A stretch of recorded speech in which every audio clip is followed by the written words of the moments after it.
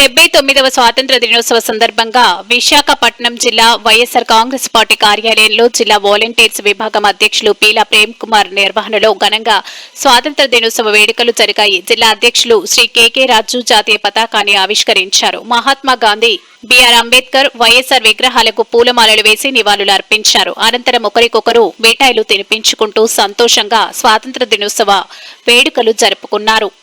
జిల్లా పార్టీ అధ్యక్షుడు కె రాజు మాట్లాడారు. ఓటు హక్కు అనేది రాజ్యాంగం కల్పించిన హక్కు. ఓటు కోసం ప్రజలు, పోలీసులు కాళ్లు పట్టుకునే పరిస్థితి కల్పించారు. అనంతరం పార్టీ నాయకులకు, కార్యకర్తలకు స్వాతంత్ర దినోత్సవ శుభాకాంక్షలు తెలియజేశారు. చాలా శాంతియుతంగా, ప్రజాస్వామ్యతంగా ఎలక్షన్ జరుగుతుందని ఒక ఫోటో ఒకటి ఆయన ఫోటో తీసుకుని ఆయన పోస్ట్ చేసిన అన్ని, ఎందుకంటే మన సాక్షిని గానీ, లేకపోతే టీవీ9 గానీ, ఎన్టీవీ గానీ, ఎన్టీవీ గానీ చాలా ఛానల్స్ దరిదాపుల్లో కూడా రాలేదు.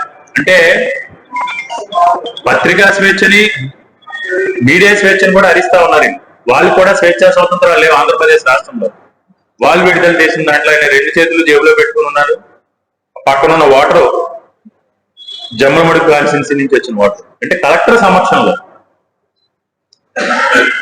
ఈ విధంగా స్వాతంత్ర దినోత్సవానికి 3 రోజుల ముందు, జనరల్ గా స్వాతంత్ర దినోత్సవం అంటే మనం చాలా ఘనంగా చెప్పుకుంటాం.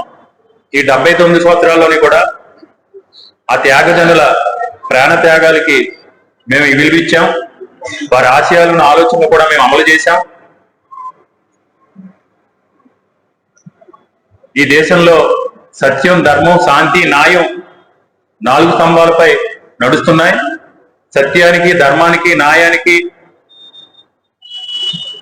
మేము విలువనిస్తున్నాం అని ఘనంగా చెప్పుకుంటాం. స్వాతంత్ర దినోత్సవం వస్తే ఆగస్టు 15న ముఖ్యమంత్రి అయినా, గవర్నర్ గారైనా, ఏ ప్రజాప్రతినిధి అయినా గర్వంగా ఈ మంచి చేశాం, ఇప్పటి వరకు భవిష్యత్తులో ఇంకా ప్రగతి పదంలో అందరూ కూడా చేయి కలిపి కథం తొక్కి ఒక సమూహంగా సమైక్యతతో ఈ దేశాన్ని, ఈ రాష్ట్రాన్ని అభివృద్ధి చేస్తామని చెప్తారు.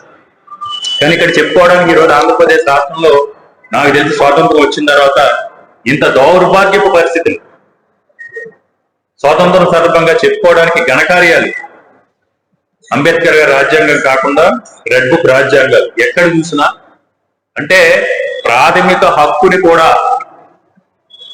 మీరు కోల్పోతారు.